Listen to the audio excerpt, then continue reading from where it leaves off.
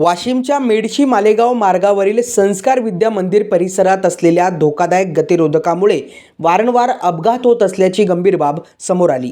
या ठिकाणी कोणतेही सूचना फलक नसल्याने वाहन चालकांना गतिरोधकाचा अंदाज येत नसून विशेषतः रात्रीच्या वेळी अपघातांचे प्रमाण वाढल्याचे समोर आलं।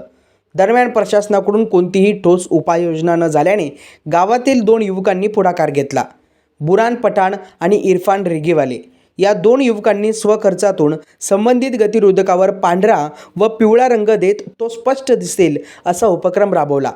या उपक्रमामुळे वाहन चालकांना दूरवरूनच गतिरोधकाची जाणीव होत आहे आणि त्यामुळे अपघात टाळण्यास मदत देखील मिळत आहे। स्थानिक नागरिकांकडून या पुढाकाराचं कौतुक करण्यात येत आहे। तथापि गावाला बायपास मार्ग झाल्यानंतर अंतर्गत रस्त्यांकडे दुर्लक्ष झाल्याची तक्रार नागरिकांकडून व्यक्त केली जाते। रस्त्यांवरील खड्डे आणि अपघात प्रवण ठिकाणांबाबत तातडीने उपाययोजना करण्याची मागणी करण्यात येत आहे। मेडशीतील या घटनेमुळे प्रशासनाच्या भूमिकेवर प्रश्नचिन्ह उपस्थित होत असून संबंधित विभागाने तातडीची लक्ष देण्याची गरज व्यक्त होत आहे।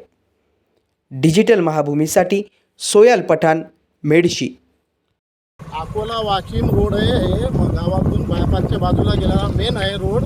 इथं बरेच 100 ते 150 लोक पडलेले आहेत। इथं काही सरकारची सुविधा नाही आणि पुन्हा गड्डे पण बायपासपर्यंत पूर्ण गड्डे आहेत, टोंगला एवढाले गड्डे आहेत।